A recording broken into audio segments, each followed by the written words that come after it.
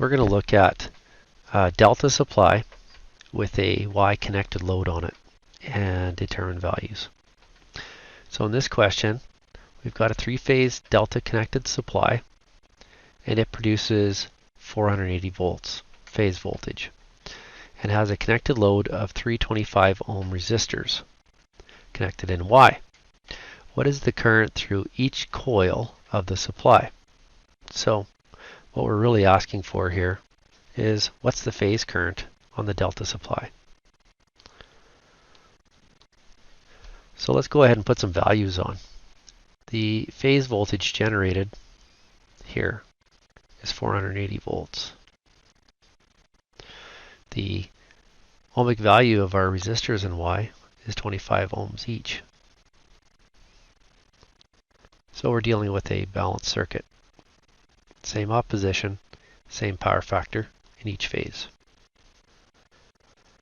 Okay.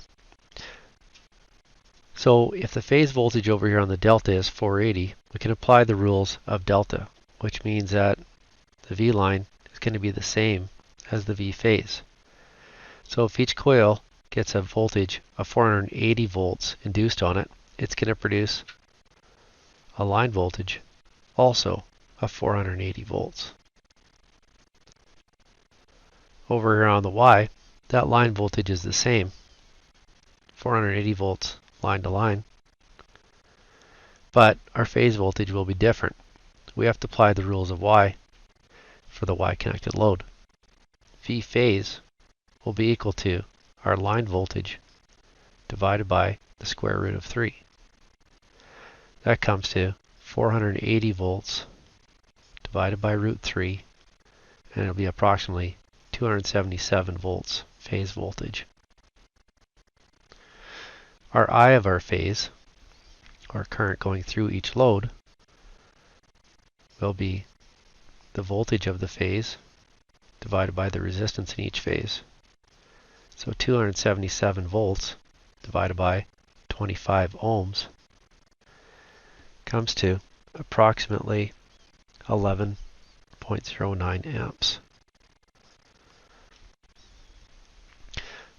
So we know in Y that there's only one path for current to flow. I line, therefore, is the same value as I phase. So putting an ammeter in this conductor, we should read 11.09 amps on line A.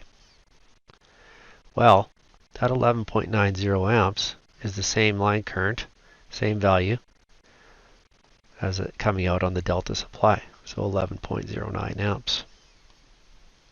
We know that this is a balanced load, so we should have equal current through the phases on each coil of the delta.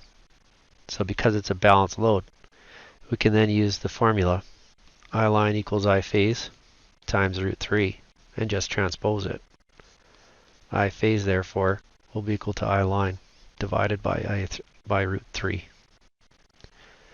So if I take 11.09 amps and I divide it by root 3, it should come to about 6.4 amps.